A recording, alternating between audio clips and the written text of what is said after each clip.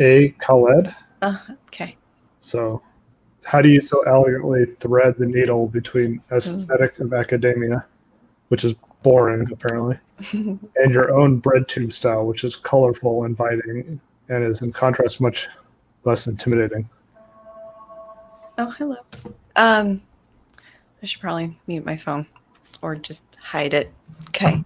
So,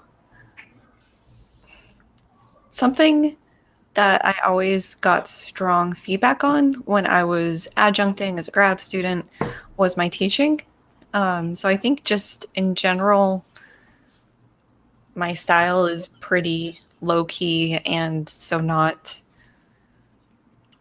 I'm not pretentious, is the absolute most pretentious thing to say. But Um, I think part of it is I tried to sort of model my teaching style on my favorite undergrad professor who was amazing. Like he looked like George Carlin and just we called his lectures like story time because you would go, it was really chill and it was almost like a conversation and the university we went to was really small. So the largest class I had with him was like 20 people.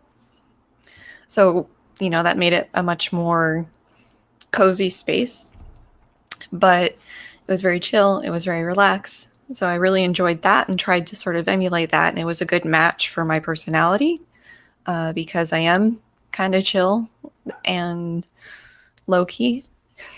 And yeah, so then I think that and one of my favorite comedians is Eddie Izzard, where just I think it was Dressed to Kill. Eddie talks about just never scripting out the shows, just always rough guideline of things to talk about and just seat of the pants, let's go. Whatever springs to mind is what springs to mind. And when I was adjuncting, that was absolutely sort of my style. My lecture notes were just bullet points of things I wanted to talk about, and I would talk about them. So low key stuff from undergrad and hi Susanna. Uh, Sort of trying to incorporate just more of a free spirit and not have everything scripted in my adjuncting and sort of trying to adapt that for YouTube has been interesting. My early videos, it was just an outline and I would ramble. And rambling in a lecture is more okay because it gives students time to write down the important thing. But rambling in a YouTube video is less good. And I'm probably going to be doing a fair amount of rambling today. So you'll see how off the leash I can go.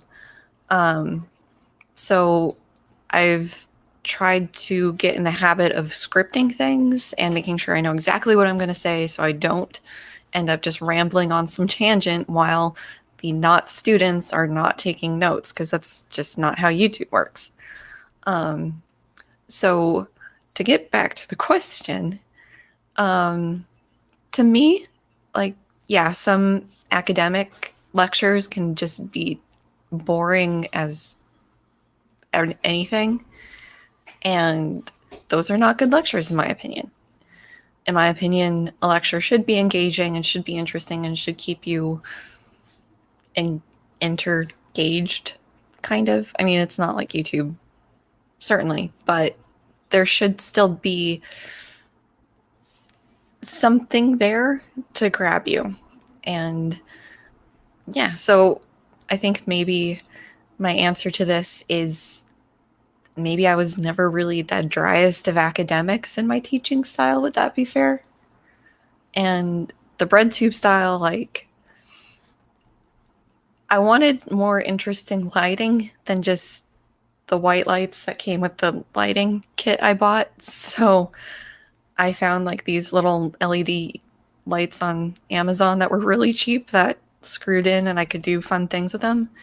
And it meshes with the bread tube style, but I wasn't setting out to try to do the bread tube style. It just sort of worked out that way and using it as sort of a narrative cue for the different streams of thought with like the Peterson videos or for other things where to break up like what sort of thing I'm talking about.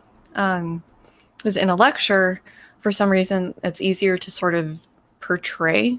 Just I'm flipping voice into a demonstration, or I'm flipping my stance and the way I'm talking into something else. And so it's easier to get that across, I think. But I mean, certainly people like Philosophy Tube do that flipping in a very theatrical way. And it's be above my skill set, I think. So yeah, I guess I wouldn't say I do it elegantly. But yeah. So, I don't know. I would add that Can I hand that back? I don't know how to open it. So I would add that you've always been sort of punny.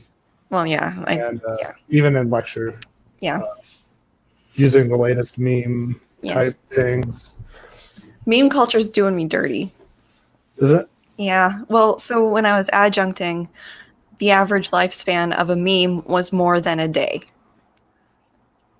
And now memes live and die in like a day. And so like I find one I think is funny.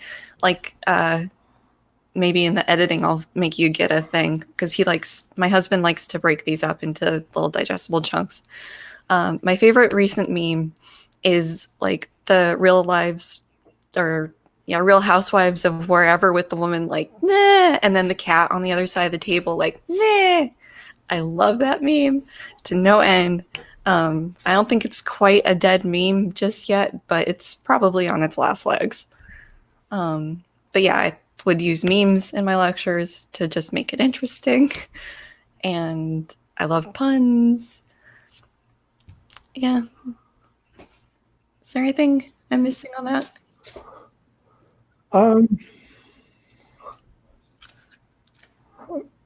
trying to think how many professors would you say you've had that had a terrible dry lecture style versus interesting, let's say. I could probably break the professors I had into 3 groups. One were like the good professors, and my audio is still coming through, right? Okay.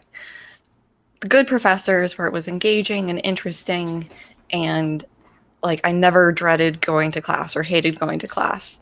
So 2 of my psych professors of the 3, and so there's the one I talked about who was my undergrad advisor, and then there was another one who did the fun classes. So I took psychobiology of sex, drugs and behavior, and a couple others from him.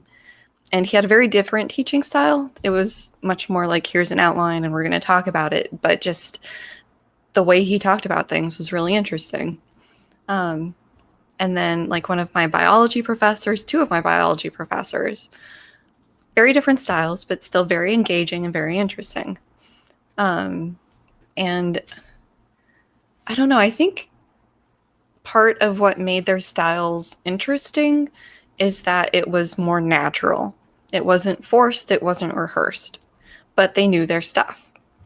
So then the middle camp was the other psych professor, and I'm sure you know, yep, because he has a psych minor, so he took a fair amount of psych too, who typed out his entire lectures, like, and he would read it just word for word as a lecture, and it was so boring. So boring.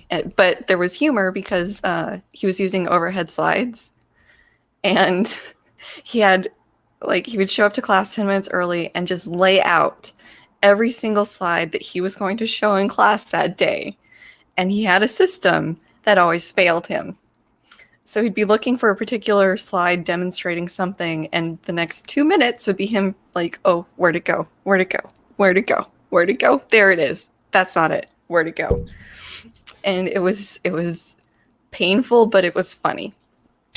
And then I think a fair amount of my grad professors would probably fall in this category.